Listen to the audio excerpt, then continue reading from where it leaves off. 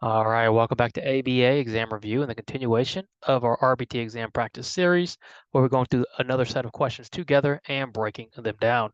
If you're new to the channel, welcome. If you're returning, welcome back. Please like and subscribe. Check out btexamreview.com for all of our study materials, including our combo pack. As always, when you pass, please let us know so we can include you in the Sunday shout-out. Work hard, study hard. Let's get going. Which of the following measurement scenarios does not represent a measurement based on frequency or rate? All right, measurement question, and we're looking at different scenarios that have been measured or are measuring something, and we're looking for a scenario that does not represent frequency or rate. So it's a not question, meaning 3 of these will likely represent frequency and rate, while 1 will not. Frequency, of course, is a count, which is simply counting something. Rate is frequency over time. So we take that count and then we divide it by time. That's when we get per. So for example, 60 miles per hour is your rate. 60 miles is the frequency, hours time, rate or frequency per time. So let's look at our first scenario. Logan eats 4 cookies that his wife baked last night. What is the measurement for cookies? And how are we measuring cookies? Well, we're counting them. A would be frequency. B, Trisha is able to run 10 miles in an hour. All right. What are we measuring? Measuring Trisha's ability to run. Run where or how much? Well, miles in an hour. So we have frequency, 10. We have time, hour. We have a rate of 10 miles per hour. B is rate. C, Sandra takes 5 minutes to get out of bed in the morning. Do we have a count here? Not necessarily, right? There's a difference between frequency and duration, which is time. When you have a time-based measurement, think duration, think latency, think inter-response time. C could possibly be duration. It could be latency, depending on the SD, but it's not going to be frequency or rate because it's based on that time-based measurement. And then D, Marcel answered 15 math questions correctly in a row. What are we measuring? Well, Marcel answering questions in a row. How did we measure it? We counted 15 in a row.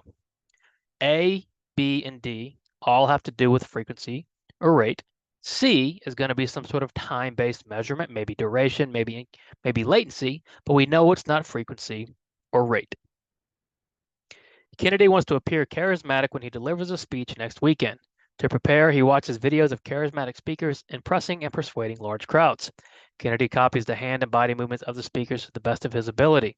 The behaviors of Kennedy and the speakers possess what? Let's think about this. We're looking at the behaviors, of course, of both Kennedy and the speaker. So we need to think, how do the behaviors of Kennedy and the speakers relate to one another? What do they have in common? Well, what we know about Kennedy is he wants to be charismatic when he delivers a speech. To do this, what does he do? Well, he watches videos of charismatic speakers in front of large crowds. So Kennedy is going to watch these videos and attempt to copy them, which we know from here. Kennedy copies the hand and body movements of the speakers. So we know Kennedy is copying the movements. So we know at least on a basic level, Kennedy's behavior matches in some aspects the speakers. So let's look at A, the same topography. Do Kennedy's behaviors and speakers' behaviors have the same topography? Well, yes. If Kennedy is copying the hand and body movements, he's copying what they look like or the form, and topography is simply the form. What do the behaviors look like? Since Kennedy is copying what the behaviors look like, they're going to have the same topography. What about B, the same effect on the environment? Well, the effect on the environment or why the behavior happens is essentially the function. We're not quite sure Kennedy's effect on the environment yet. Right now, he's just copying these hand and body movements. He's not persuading crowds yet. So we can't say that his behavior has the same effect as the speakers because we don't know yet. So B is out. What about magnitude? Magnitude has to do with intensity, right? Size or loudness. We're not really worried about the magnitude here. We don't know the magnitude of his behaviors. All we know is simply he's copying these speakers with his hand and body movements. Therefore, the topography of the speakers are similar, so the speakers possess the same topography. First week of school, Kyron received 2 discipline warnings. The following week, he received 3 more, but then on the third week, Kyron received no discipline warnings. On average, how many warnings does Kyron receive per week? We have an average question. Remember, we need to know totals, averages, all these simple math percentages, right? All these little simple math equations you've got to know how to do. And they're not difficult, but it's something you want to be very fluent at so you can get questions like this quickly and easily. So if we're looking for an average, how do we find an average? Well, to find the average, we're going to first look at our data. Kyron received 2 discipline warnings the first week. The following week, 3 more. Third week, he received none. So how many does he receive per week? So what we're going to do is we're going to add up all our data points, which is 2 plus 3 plus 0, which gives us 5, and then divide them by the total opportunities. In other words, weeks. So 5 divided by 3 is going to give us 1.6, or 1.7 if we round it up. So on average, how many warnings does Kyron receive per week? Well, 1.6, 1.7 if we round it up.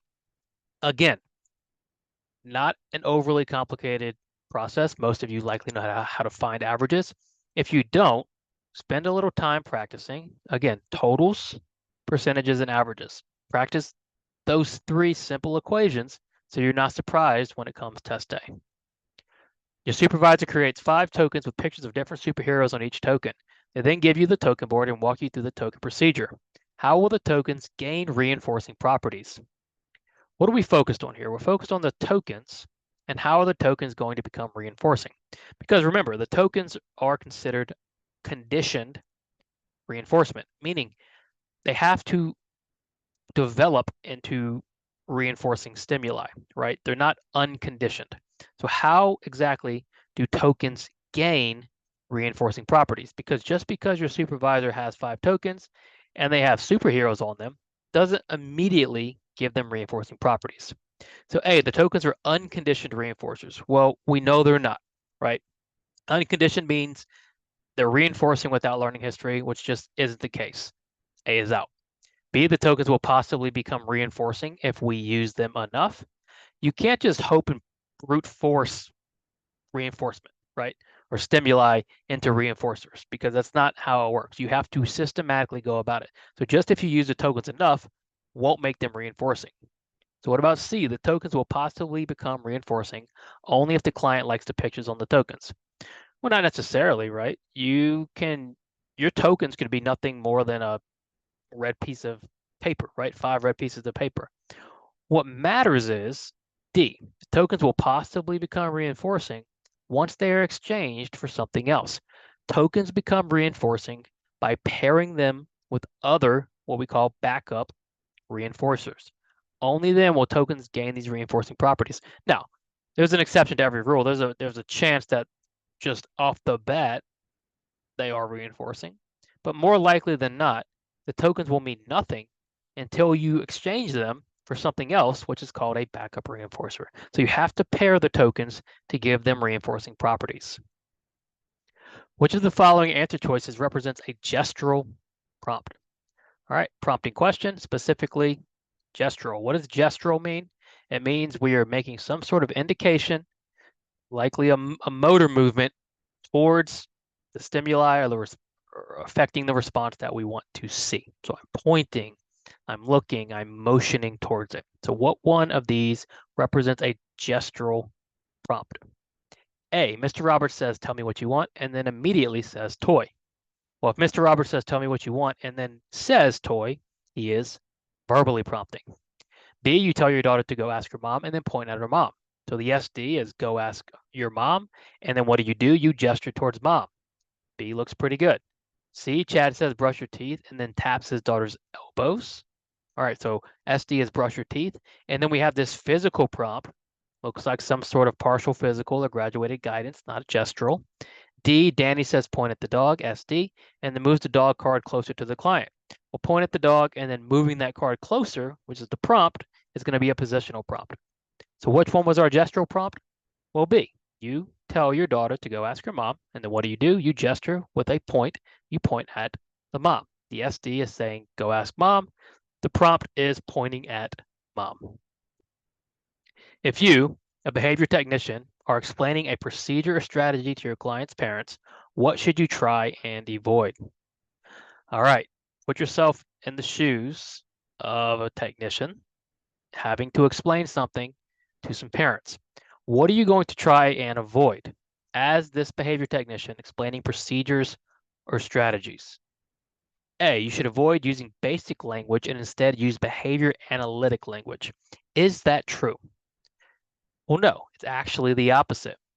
When we explain things to parents and stakeholders, we want to use language they understand. We try to avoid behavior analytic language. We don't want to confuse them with jargon.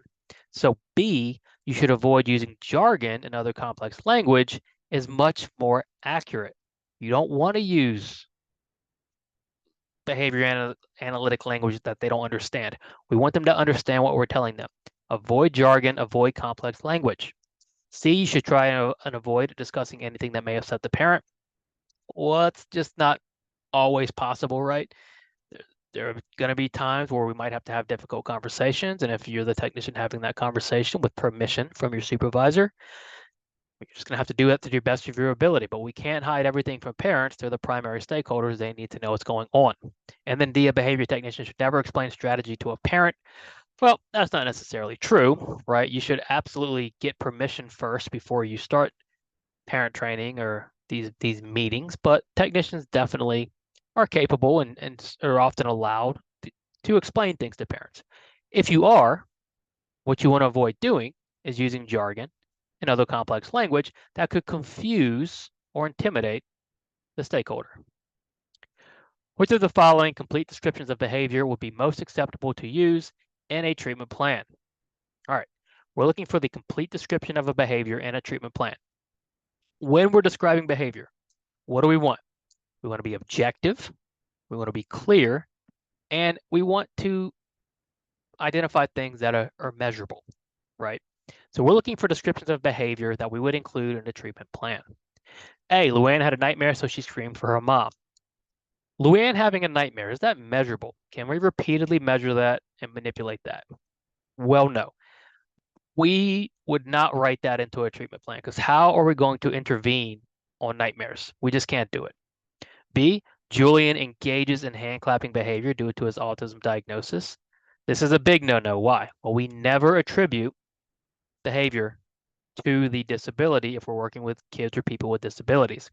B is absolutely out. C, a dog growled at Brenda, so she sprinted home.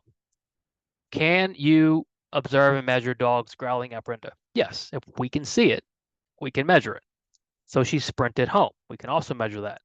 C is at least better than A and B. And then D, Kara was bored in class, so she started to pass notes. What's wrong with this one? Well, again, is bored objective? No. Is it observable? Not really. Can we measure it reliably? No. We can't use things like bored and angry and frustrated.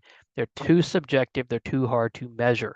The only one where we have the subjective, observable, measurable phenomenon is C. A dog growled at Brenda, so she sprinted home. Thank you for watching. Please subscribe if you have not already. Check out btexamreview.com for all of our study materials, including our practice exams and combo pack. As always, when you pass, let us know so we can include you in the Sunday shout out. Work hard, study hard. See you soon.